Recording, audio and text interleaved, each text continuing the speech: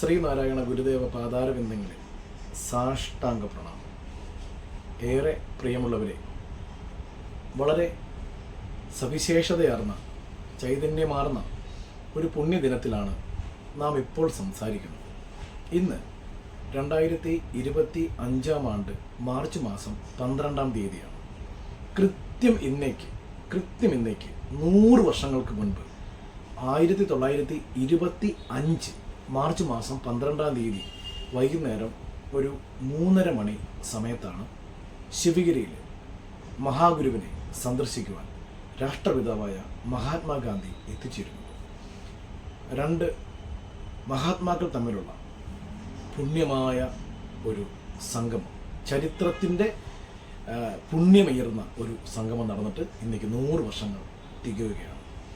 എന്നാൽ ചരിത്ര പഠിതാക്കളുടെ ഇടയിലും നമ്മുടെ പാഠപുസ്തകങ്ങളിലുമൊക്കെ അധികം അങ്ങനെ പരാമർശിക്കപ്പെടാതെ പോയിട്ടുള്ള മഹാത്മാഗാന്ധി തൻ്റെ 2ാമത് കേരള സന്ദർശനത്തിൻ്റെ ഭാഗമായി, വൈക്കം സത്യാഗ്രഹത്തിൽ പങ്കെടുക്കുന്നതിൻ്റെ ഭാഗമായി കേരള സന്ദർശനത്തിലൂടെ കടന്നു പോകുന്ന വഴിയിൽ ശിവഗിരി മഠത്തിലെത്തി ശ്രീനാരായണ ഗുരുവിനെയും സന്ദർശിച്ചു മടങ്ങി.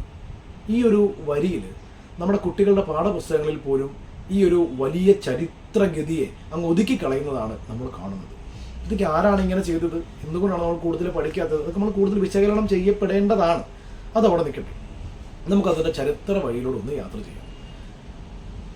ഇന്ത്യൻ സ്വാതന്ത്ര്യ സമരം കഴിഞ്ഞാൽ നമ്മൾ ഏത് അർത്ഥത്തിൽ നോക്കിയാലും വളരെ ദൈർഘ്യമേറിയ ഒരു മാസ് മൂവ്മെന്റ് എന്ന് പറയാവുന്ന വൈക്കം സത്യാഗ്രഹം 1924 മാർച്ച് മാസം 30 ആരംഭിച്ച് 1925 നവംബർ 23 സമാപിച്ച 603 ദിവസം നീണ്ടുനിന്ന, കണ്ടിന്യൂസ് ആയി 603 ദിവസം നീണ്ടുനിന്ന, നോക്കൂ, വലിയൊരു മാസ് മൂവ്മെന്റ് ആയിരുന്ന ഒരു വലിയ സ്വാതന്ത്ര്യ സമര പ്രക്ഷോഭണത്തിന് തുല്യം ചരിത്രമേറുന്ന ഒന്നാണ് വൈക്കത്തെ സഞ്ചാര സ്വാതന്ത്ര്യ സമരം. മഹാഗുരുവിൻ്റെ തിരുവുള്ളമൂറിയ സഹന സമരമെന്നാണ് അതിനെ പഠിതാക്കൾ വിലയിരുത്തുന്നത്. അതിൽ പങ്കെടുക്കുവാനാണ് മഹാത്മാഗാന്ധി വൈക്കത്തെത്തുന്നത് 1925 മാർച്ച് മാസം 9 തീയതി. ഏതാണ്ട് 3 ദിവസം കഴിഞ്ഞിട്ട് തൃപ്പാദങ്ങളെ സന്ദർശിക്കുവാൻ മഹാത്മാഗാന്ധി ശിവഗിരി മഠത്തിലേക്ക് എത്തിച്ചേരുന്നുണ്ട്. മഹാത്മാഗാന്ധി തിരുവനന്തപുരത്തേക്ക് റീജൻ മഹാറാണിയെയും മറ്റുമൊക്കെ സന്ദർശിക്കുന്നതിൻ്റെ ഭാഗമായുള്ള ഒരു യാത്രയായിരുന്നു അത്. വൈക്കം സത്യാഗ്രഹത്തിൽ പങ്കെടുക്കാൻ എത്തിയപ്പോൾ ഇണ്ടന്തുരുത്തി മനയിൽ ദേവൻ നീലകണ്ഠൻ നമ്പൂതിരിപ്പാടിനെ കാണുവാൻ എത്തിയതും അദ്ദേഹം മഹാത്മാഗാന്ധി ഒരു വൈശ്യനായതുകൊണ്ട് ഇല്ലത്തിൻ്റെ അകത്ത് കയറ്റാതെ ഇല്ലത്തിൻ്റെ പുറത്തൊരു പന്തലിട്ട് ആ പന്തലിൽ മഹാത്മാഗാന്ധി ഇരുത്തി അദ്ദേഹം ജനലിലൂടെ സംസാരിച്ചതുമൊക്കെ നമുക്കറിയാവുന്നതാണ്. ചരിത്രത്തിൻ്റെ ഒരു കാവ്യനീതിയാണ്. ആ ഇണ്ടന്തുരുത്തി മന ഇന്ന് വൈക്കത്തെ ചെത്തു തൊഴിലാളി യൂണിയൻ്റെ ഓഫീസാണ് എന്നതുകൂടി നമ്മൾ ഓർക്കേണ്ടതുണ്ട്. അതവിടെ നിൽക്കട്ടെ, നമുക്ക് നമ്മുടെ ചരിത്രത്തിലേക്ക് മടങ്ങാം. മഹാത്മാഗാന്ധി ശിവഗിരിയിൽ വരുന്നു സാമതൃപ്പാദങ്ങളെ കാണുവാൻ.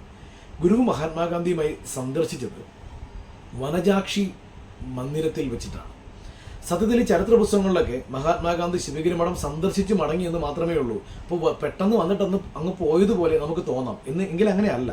മഹാത്മാഗാന്ധി ഗുരുവിൻ്റെ അന്തേവാസിയായി അന്ന് ശിവഗിരി മഠത്തിൽ താമസിച്ച് ഭക്ഷണം കഴിച്ച് വിശ്രമിച്ച് പിറ്റേന്ന് മാർച്ച് 13 മടങ്ങിയത്. അത് വലിയൊരു ചരിത്രമാണ്. നമ്മളതങ്ങ് പ്രചരിപ്പിക്കുന്നില്ല. ഏതാണ്ട് വൈകുന്നേരം 3:30 മണിയോടുകൂടിയാണ് മഹാത്മാഗാന്ധി ശിവഗിരിയിലോട്ട് എത്തുന്നത്. നേരിട്ട് ശിവഗിരിയിലായിരുന്നില്ല മഹാത്മാഗാന്ധിക്ക് വിശ്രമം ഒരുക്കിയിരുന്നത്.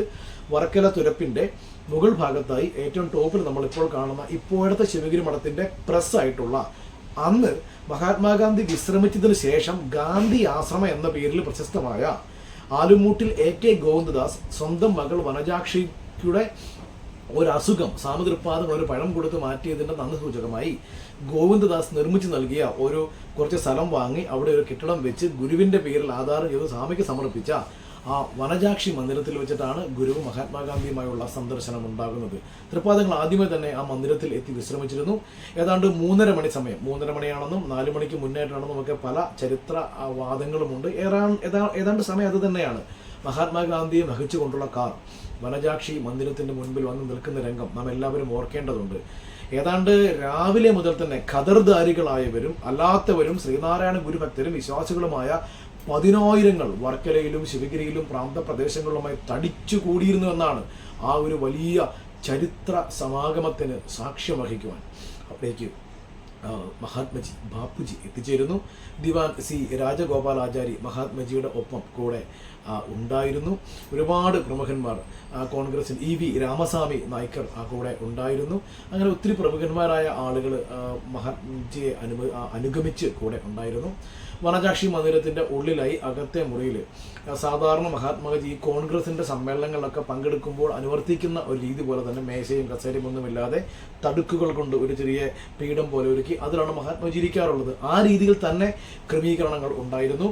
ഈ വനജാക്ഷി മന്ദിരത്തിലും ശിവഗിരി മഠത്തിലും ശാരദാ മഠത്തിലും പർണശാലയിലും വൈദിക മഠത്തിലും എല്ലാം നല്ല വെള്ള മണൽ വിരിച്ച് ശിവഗിരി മഠം മനോഹരമാക്കിയിരുന്നു. കമാനങ്ങളും കൊടിതോരണങ്ങളും കൊണ്ട് അലങ്കരിച്ചിരുന്നു. എല്ലാ അർത്ഥത്തിലും ശിവഗിരി മഠം അതിനൊരുങ്ങിയിരുന്നു. TK മാധവൻ, സഹോദരൻ അയ്യപ്പൻ, PN മാധവൻ, അന്നത്തെ SNDP യോഗത്തിന് ജനറൽ സെക്രട്ടറി ആയിരുന്ന N കുമാരൻ ജഡ്ജ്, കുമാരനച്ഛൻ്റെ മരണശേഷം വന്ന അടുത്ത general secretary, PC Govindan, Thalassery Kannur സ്വദേശിയായിട്ടുള്ള അന്നത്തെ ICS-കാരൻ, മഹാഗുരുവിൻ്റെ പ്രൈവറ്റ് സെക്രട്ടറി ആയി പോലും ചരിത്രത്തിൽ വിലയിരുത്തപ്പെടുന്ന ശിവഗിരി മഠത്തിൻ്റെ ഒരു മാനേജിങ് കാര്യങ്ങൾ നോക്കിയിരുന്ന PC ഗോവിന്ദൻ അടക്കമുള്ള പ്രഗത്ഭന്മാർ അവിടെ ഉണ്ടായിരുന്നു. ഇവരെല്ലാവരും ചേർന്നിട്ടാണ് മഹാത്മജിയുടെ സ്വീകരണ കാര്യങ്ങൾ ക്രമപ്പെടുത്തുകയും ചിട്ടപ്പെടുത്തുകയും ചെയ്തത്. അങ്ങനെ മഹാത്മജി എത്തുന്നു. മഹാഗുരു അവിടെ ഉണ്ടായിരുന്നു. 2 കൈകളും നീട്ടി തൃപ്പാദങ്ങൾ മഹാത്മജിയെ സ്വീകരിച്ചു എന്നാണ് ചരിത്രത്തിൽ നമ്മൾ വായിച്ചെടുക്കുന്നത്.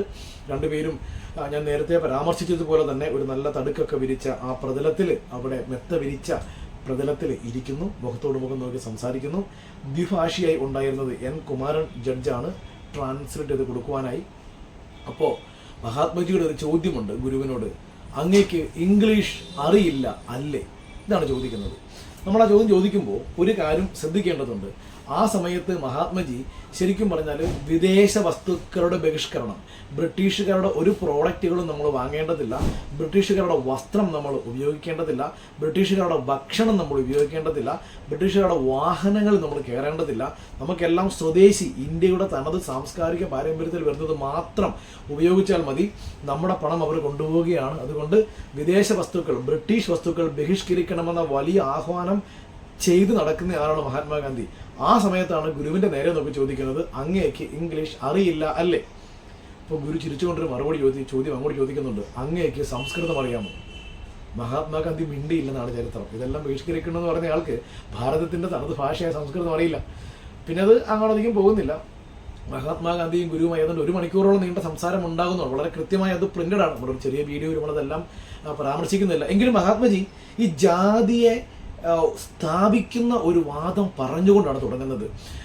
ജാതി എന്നത് സമൂഹത്തിൽ നിലനിൽക്കുന്നതാണ് എന്നതിന് ഹിന്ദു പുരാണങ്ങളിൽ പരാമർശമുള്ളതായി അങ്ങേക്ക് അറിവുണ്ടോ എന്നാണ് ഒന്നാമത്തെ ചോദ്യം. ഇല്ല എന്നാണ് ഗുരുവിൻ്റെ മറുപടി. നമ്മളത് ചരിത്രം ഒന്ന് വായിച്ച് നോക്കിയാൽ മതി. വളരെ നീണ്ട ഒരു ചർച്ചയാണ്. ഒരർത്ഥത്തിൽ ഈ ജാതിപരമായ അസമത്വങ്ങൾക്കും സാമൂഹികമായ ഉന്നതിക്കും വേണ്ടിയുള്ള ഈ പരിശ്രമങ്ങൾ ഫലപ്രാപ്തിയിലെത്തുമോ സ്വാമി ചോദിക്കുമ്പോൾ, ഇപ്പോഴത്തെ പരിശ്രമങ്ങൾ ധാരാളം ഫലപ്രാപ്തിയിലെത്തും. എന്നാൽ അതിൻ്റെ രൂഢമൂലത ഓർത്താൽ ബാപ്പുജി ഒന്നുകൂടി അവതരിക്കേണ്ടി വരുമെന്ന് ഗുരു പറയുന്നതിൻ്റെ അർത്ഥമാണ് നമ്മൾ മനസ്സിലാക്കേണ്ടത്. ഈ 2025-ലും ഇപ്പോൾ കൂടൽമാണിക്യം ക്ഷേത്രത്തിലുണ്ടായ ജാതി വിവേചനം പോലും നമ്മൾ പരാമർശിക്കുമ്പോൾ അന്ന് ഗുരു പറഞ്ഞ 100 വർഷം മുമ്പ് പറഞ്ഞ ആ പരാമർശം നിങ്ങളൊന്ന് ആലോചിച്ച് നോക്കൂ. അതിൻ്റെ രൂഢമൂലത ഓർത്താൽ ഗുരുവിൻ്റെ വാക്കുകൂടി നമ്മൾ എടുക്കേണ്ടതുണ്ട്. അങ്ങനെ ചർച്ച മുന്നോട്ട് പോവുകയാണ്. മഹാത്മാഗാന്ധി നോക്കൂ, ഇണ്ടതുരുത്തി മനയിൽ പോലും പുറത്തിരിക്കാൻ തയ്യാറായ ആളാണ്. പ്രതിഷേധിച്ച് പോകുന്നില്ല. കാരണം ജാതി എന്നത് ഉണ്ടെന്നാണ് മഹാത്മാഗാന്ധി അന്ന് വരെ വിചാരിച്ചിരുന്നത്. ഇപ്പോൾ ഗുരുവുമായുള്ള സംസാരത്തിൽ മഹാത്മാഗാന്ധി ഒരു ഘട്ടത്തിൽ ചോദിക്കുന്നുണ്ട്, സ്വാമി, മനുഷ്യരിൽ വ്യത്യാസങ്ങൾ ഉള്ളതല്ലേ? ജാതി ഇല്ലെന്ന് എങ്ങനെ പറയാൻ പറ്റും? ഒരു മരത്തിലെ ഇലയെ നമ്മൾ നോക്കിയാൽ അതിൽ പഴുത്ത ഇലയും പച്ച ഇലയും വെള്ള ഇലയും മഞ്ഞ ഇലയും കരിഞ്ഞ ഇലയും കേടുവന്ന ഇലയും പല പല തരത്തിലുള്ള ഇലകളുണ്ടല്ലോ. ഒരു മരത്തിലെ ഇലകൾക്ക് തന്നെ എന്തെല്ലാം രൂപവർണ്ണ ഭാവ വ്യത്യാസങ്ങളാണുള്ളത്. അപ്പോൾ മനുഷ്യരുടെ ഇടയിൽ വ്യത്യാസങ്ങളില്ലേ? മനുഷ്യരിൽ ഈ തരം വ്യത്യാസങ്ങളില്ലേ എന്ന് ചോദിക്കുന്നുണ്ട്. കറുത്തവനും വെളുത്തവനും പൊക്കം കൂടിയവനും പൊക്കം കുറഞ്ഞവനും അങ്ങനെ ചോദിക്കുന്നുണ്ട്. അതിന് ഗുരുവിനൊരു മറുപടിയുണ്ട്, സ്വാമിയുടെ ഒരു മറുപടി. ചരിത്രം തിരുത്തിക്കുറിച്ചൊരു മറുപടിയാണ്. ഒരു മരത്തിൻ്റെ ഇലയിൽ പലതരത്തിലുള്ള ഇലകൾ ഉണ്ടാവുമെങ്കിലും അതെല്ലാം ഒന്ന് എടുത്ത് ചവച്ച് രുചിച്ച് നോക്കൂ, അതിൻ്റെ എല്ലാം സത്തയൊന്ന് തന്നെയാണ് എന്ന് പറഞ്ഞാൽ മഹാത്മാഗാന്ധിക്ക് കാര്യം മനസ്സിലായി. വിദ്യാഭ്യാസമുള്ള മഹാത്മാഗാന്ധിക്ക് അതിൻ്റെ കോർ മനസ്സിലായി.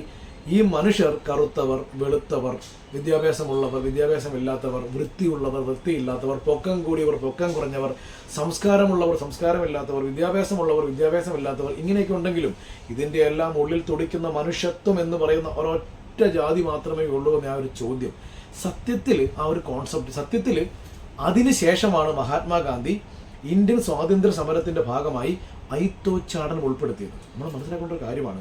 അതുവരെ ഇന്ത്യൻ പൊളിറ്റിക്കൽ സ്ട്രഗിൾ, സ്വാതന്ത്ര്യ സമരം ഒരു പൊളിറ്റിക്കൽ സ്ട്രഗിളായിരുന്നു. ഇന്ത്യൻ ഫ്രീഡം സ്ട്രഗിൾ ഒരു പൊളിറ്റിക്കൽ സ്ട്രഗിളായിരുന്നു. ബ്രിട്ടീഷുകാരുടെ ഭരണത്തിനെതിരെയുള്ള രാഷ്ട്രീയ സമരമായിരുന്നു. അതിനോട് സാമൂഹിക നവോത്ഥാനത്തിൻ്റെ, ജാതി നിർമ്മാർജ്ജനത്തിൻ്റെ പശ്ചാത്തലവും രീതിയും വന്നത് മഹാത്മാഗാന്ധി ഗുരുവിനെ കണ്ടതിന് ശേഷമാണ്. നമ്മൾ മനസ്സിലാക്കേണ്ടതുണ്ട്. അതിനുശേഷമാണ് മഹാത്മാഗാന്ധി ഈ ദളിതരെ, ഹരിജനങ്ങളെ ദൈവത്തിൻ്റെ മക്കളെ എന്ന് വിളിച്ചത്, ഹരിയുടെ, വിഷ്ണുവിൻ്റെ മക്കളെ എന്ന് വിളിച്ചത്. നോക്കൂ, മഹാത്മാഗാന്ധി പ്രസിദ്ധീകരിച്ചിരുന്ന യങ് ഇന്ത്യ എന്ന പത്രത്തിൻ്റെ പേര് പോലും മഹാത്മാഗാന്ധി ഹരിജൻ എന്ന് മാറ്റി. അപ്പോൾ മഹാത്മാഗാന്ധിയുടെ മനസ്സിലെ ജാതി ചിന്തയെ വേരോടെ പിഴുതെറിഞ്ഞത് തൃപ്പാദങ്ങളാണ്. അന്ന് മഹാത്മാഗാന്ധി ഗുരുവിൻ്റെ അന്തേവാസിയായി ശിവഗിരി മഠത്തിൽ താമസിച്ചു. ഇപ്പോൾ നമ്മൾ നമസ്കരിക്കുന്ന ഭഗവാൻ മഹാസമാധി അടഞ്ഞ ആ വൈദിക മഠത്തിലാണ് മഹാത്മാഗാന്ധി അന്ന് രാത്രി തങ്ങിയതെന്ന് നമ്മൾ അറിയേണ്ടതുണ്ട്. പിറ്റേന്ന് രാവിലെ മഹാത്മാഗാന്ധി ഒരു പ്രസംഗം അവിടെ നടത്തുന്നുണ്ട് ഗുരുവിൻ്റെ സാന്നിധ്യത്തിൽ. അതെല്ലാം വളരെ സൂചിതമാണ്, ദീർഘമാണ്. നമ്മൾ ഈ ചെറിയ വീഡിയോ ഉൾപ്പെടുത്തുന്നില്ല. ഈ പ്രസംഗം കഴിഞ്ഞപ്പോൾ നിങ്ങളെല്ലാവരും ബാപ്പുജി പറഞ്ഞ കാര്യങ്ങൾ അനുസരിക്കണമെന്ന് സാമതൃപ്പാദങ്ങൾ പറയുന്ന പോലുമുണ്ട്. ഏതാണ്ട് ഉച്ചയ്ക്ക് 1 മണിക്കാണ് മഹാത്മാഗാന്ധിക്ക് മടങ്ങുവാൻ കാറ് തയ്യാറാക്കി നിർത്തിയിരുന്നത്. പക്ഷേ തിരുവനന്തപുരത്ത് ആർട്സ് ആൻഡ് സയൻസ് കോളേജിൻ്റെ ഒരു സെമിനാറിൽ പങ്കെടുക്കുവാൻ ബാപ്പുജിക്ക് തരപ്പെടുമോ എന്ന് ചോദിച്ചുകൊണ്ട് തിരുവനന്തപുരം രാജകൊട്ടാരത്തിൽ നിന്ന് കാറും കൊടുത്ത് ആളെ അയച്ചതുകൊണ്ട്, കത്ത് കൊടുത്ത് വിട്ടതുകൊണ്ട് മഹാത്മാഗാന്ധി രാവിലെ 10 മണിയോടുകൂടി മടങ്ങുകയാണ് ഉണ്ടായത്. അപ്പോൾ മഹാത്മാഗാന്ധിയുടെ സന്ദർശനം ഒരു വലിയ ചരിത്രത്തിൻ്റെ ഏറുകളുള്ള ഒന്നാണ്. ഒരു കാര്യം കൂടി പരാമർശിക്കേണ്ടതുണ്ട്. മഹാത്മാഗാന്ധി ശിവഗിരി മഠത്തിൻ്റെ അഡ്മിനിസ്ട്രേറ്റീവ് സിസ്റ്റം, അവിടെ പുലയ പറയ കുട്ടികൾ മഹാത്മാഗാന്ധിക്ക് പ്രസാദം കൊടുക്കുന്നത് കണ്ടപ്പോൾ, ദൈവദശകം ചൊല്ലുന്നത് കണ്ടപ്പോൾ, ശാരദാമഠത്തിൽ പറയ കുട്ടികളും പുലയ കുട്ടികളും പൂജാരിമാരായി പ്രമാണമനുസരിച്ച് വിധിപ്രകാരം കർപ്പൂര ആരാധന ചെയ്യുന്നത് കണ്ടപ്പോൾ മഹാത്മാഗാന്ധിയുടെ കണ്ണ് സന്തോഷം കൊണ്ട് നിറഞ്ഞു വന്നാണ്. ഇതൊന്നും ചരിത്രത്തിൽ ആളുകൾ പറയുന്നില്ല. 100 കൊല്ലങ്ങൾക്ക് മുമ്പ് ഇന്നും ഈ വിവേചനമൊക്കെ ഉണ്ടെന്ന് പറയുമ്പോൾ നോക്കൂ, അന്ന് മഹാത്മാഗാന്ധി ശിവഗിരിയിലെ സ്വയം തൊഴിൽ പരിശീലന കേന്ദ്രങ്ങൾ, തൊഴിലധിഷ്ഠിത വിദ്യാഭ്യാസ സമ്പ്രദായം മഹാത്മാഗാന്ധി നോക്കിക്കണ്ട് മനസ്സിലാക്കുന്നുണ്ട്.